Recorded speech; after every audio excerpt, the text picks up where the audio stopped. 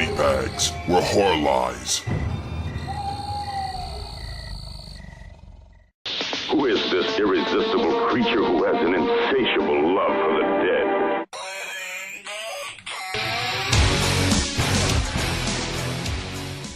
Hey guys, happy Thursday, this is your fright chick speaking. I'm going to try and keep this one pretty short and sweet, but yeah, that never normally happens. Okay, so it is Disease Horror Week, and I've gone for a really obvious one, sorry people. But yeah, Eli Roth's Cabin Fever. 2002 this came out. I do vaguely remember seeing this quite soon after it came out. It scared the absolute shit out of me. I don't know why mine says rental copy. I did pay for this shit, it is mine. Yeah, so it's a really simple plot, very easy watch, and apparently it was inspired by Eli Roth's really shitty skin condition that he got when he went to a trip to Iceland. Not the shop people. Yeah, so the basic premise of this movie is we have like 5 friends, as you do. They all piss off to some remote cabin in the woods, and along the way they stop at a shop and, you know, make kind of friends with the locals. So there's a kind of funny, weird, misplaced scene at the beginning. Then they go off to the cabin and it starts from there.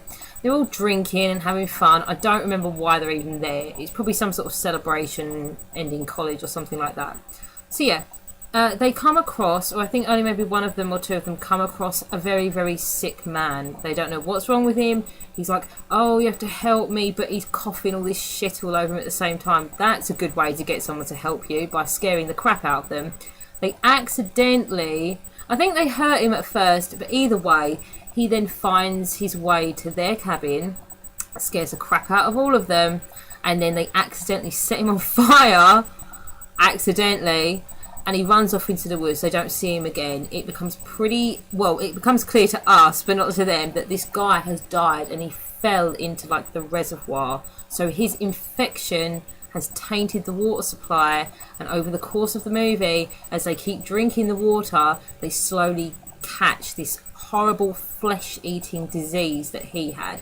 I like the effects in this. There is one girl in particular in this who catches the disease first, and you get to see quite a long transformation with her. Some of the other ones you don't really get to see it all going on, you know, either they get taken out pretty quickly or, you know, just various reasons. But she's the one where you get to see a lot of the effects happening, like there's a lip effect where she's got none, and obviously they all kind of very quickly mistrust each other, you know, like, oh my god, you're sick, you need to stay the fuck away from me.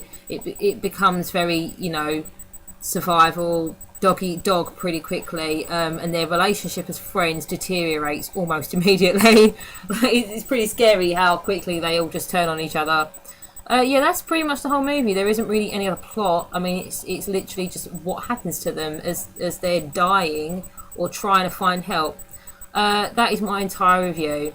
It done pretty well at the box office, I'm going to say. According to Wikipedia, it made like 30 million. They only spent like 1.5 making the film. I'd call that a success. I know there's a lot of people out there that slate this movie. I'm not quite sure why. If you're going to slate it because it's obvious and it's almost like a pun of the genre. I know it's kind of cheap and a bit, you know, but it was done well, I think, you know.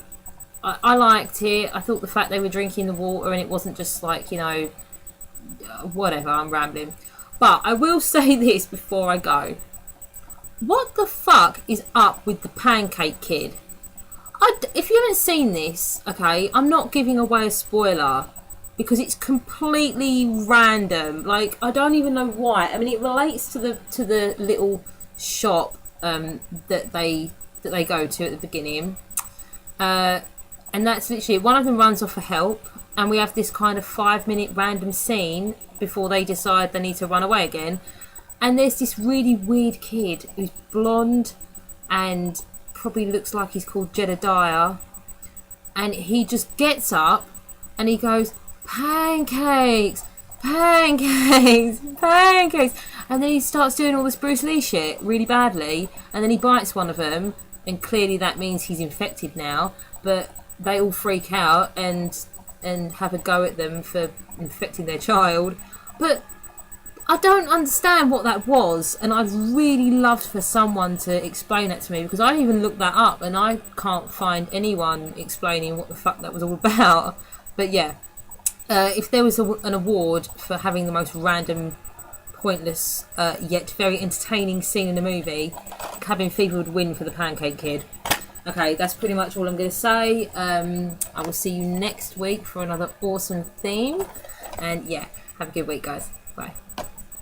On a side note, because I've literally just remembered, there are 2 sequels to this. There's Cabin Fever 2, Spring Fever. Don't ask me what it's about, I don't know. And then there is Cabin Fever, Patient Zero, just in case you gave a shit about where this virus came from.